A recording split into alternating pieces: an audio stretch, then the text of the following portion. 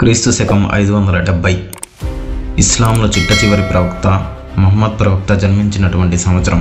అరబ్బుల మార్పుకు ఆరంభం ఆ సంవత్సరం.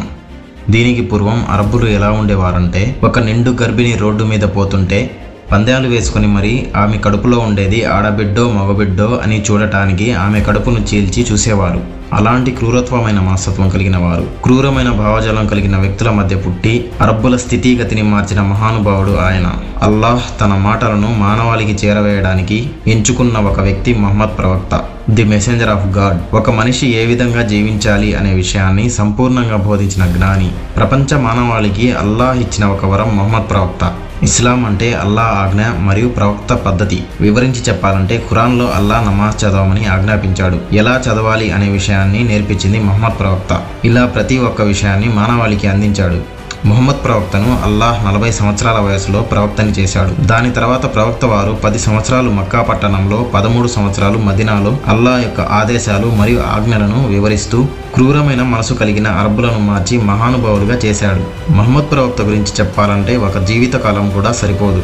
మరొక వీడియోలో నేను మీకు ముహమ్మద్ ప్రవక్త గురించి వివరిస్తాను. ఇప్పుడు అసలు విషయానికి వస్తే, ముహమ్మద్ ప్రవక్త అయిన తర్వాత ఆయన ఈ ప్రపంచంలో ఉన్నప్పుడు కళ్ళారా చూసి అల్లాహ్ను విశ్వసించి ముహమ్మద్ ప్రవక్తను ప్రవక్తగా నమ్మి ఎవరైతే ఇస్లాంను స్వీకరించారో వాళ్ళని సహాబాలు అంటారు.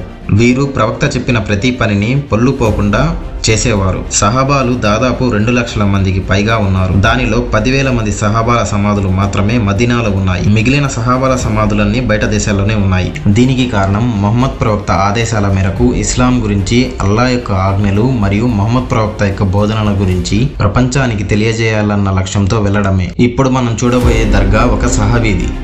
ఆయన పేరు తమీమ్ అన్సారీ. మనం ఈ దర్గాను చేరుకోవాలంటే ముందుగా చెన్నై పట్టణం వెళ్ళాలి.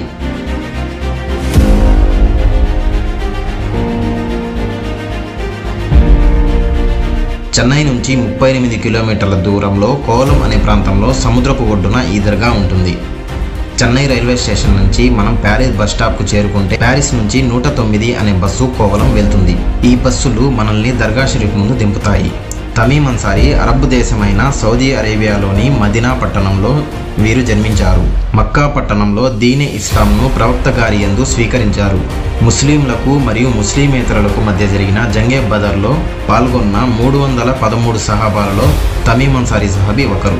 ముహమ్మద్ ప్రవక్త ఆదేశాల మేరకు ఇస్లాం గురించి జిన్లకు 5 సంవత్సరాలు బోధించడానికి ఆలముల్ జిన్ ప్రపంచంలో తమీమ్ అన్సారీ ఉండారు. ఆ సమయంలో ముహమ్మద్ ప్రవక్త తమీమ్ అన్సారీ గారికి ఆస్మానుల్ లజ్జలుత్ అనే పవిత్ర ఉంగరాన్ని కూడా ఇవ్వడం జరుగుతుంది.